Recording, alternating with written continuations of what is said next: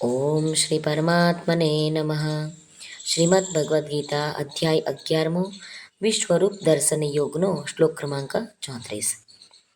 શ્રી ભગવાન ઉવાચ દ્રોણૈ ચ ભીષ્મૈ ચ જયદ્રથૈ ચ કર્ણં તથાન્યાનપि યોધવીરાન મયા હતાંસ્તૌ જહિમા વ્યથિષ્ઠા યુધ્યસ્વ જેતાસી રણે સપત્નાન.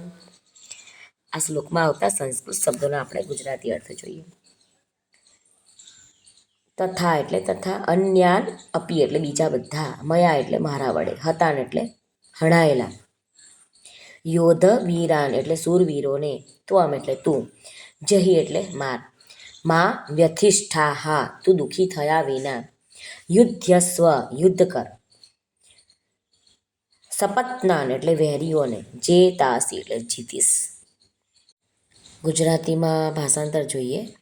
શ્રી ભગવાન અર્જુનને કહે છે, દ્રોણાચાર્ય, ભીષ્મ પિતામહ, જયદ્રથ, કર્ણ તથા બીજા પણ બધા મારા વડે હણાયેલા સુરવીર યોદ્ધાઓને તું હણ, ભય રાખીશ માં, ચોક્કસ તું યુદ્ધમાં વેરીઓને જીતીશ માટે યુદ્ધ કર.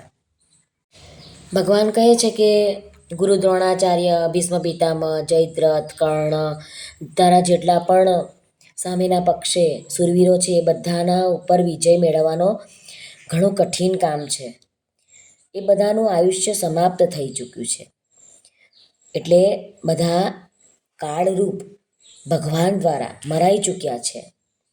એટલા માટે ભગવાન કહે છે કે હે અર્જુન, આ બધા જ સુરવીરો મારા વડે મરાયેલા છે, તું ખાલી કર્મ કર, તું એને મારી નાખ, એમને મારીને તું વિજય પ્રાપ્ત કર, પરંતુ અભિમાન ના કરીશ, કારણ કે એ બધા મારા વડે હણાયેલા છે.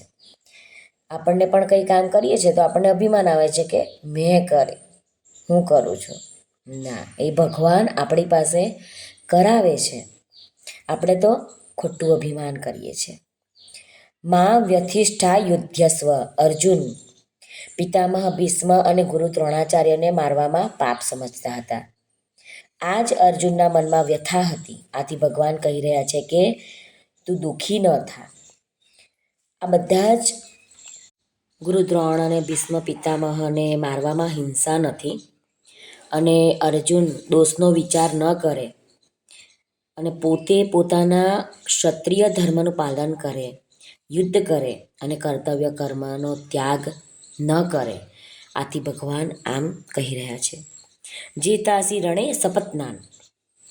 આ યુદ્ધમાં ભગવાન કહે છે કે અર્જુન તું શત્રુઓને જીતીશ.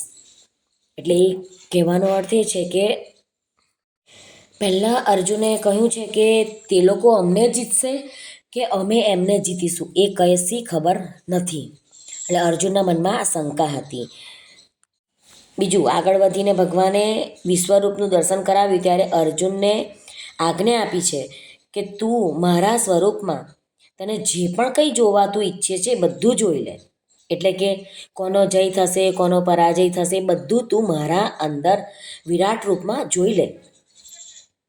આ શ્લોકમાં ભગવાને એ વાત સ્પષ્ટ કરી દીધી છે કે યુદ્ધમાં નિઃસંદેહ અર્જુનનો જ વિજય થશે. શ્રી કૃષ્ણ અર્પણમસ્તુ. સર્વને ભાવથી જય શ્રી કૃષ્ણ. રાધે રાધે.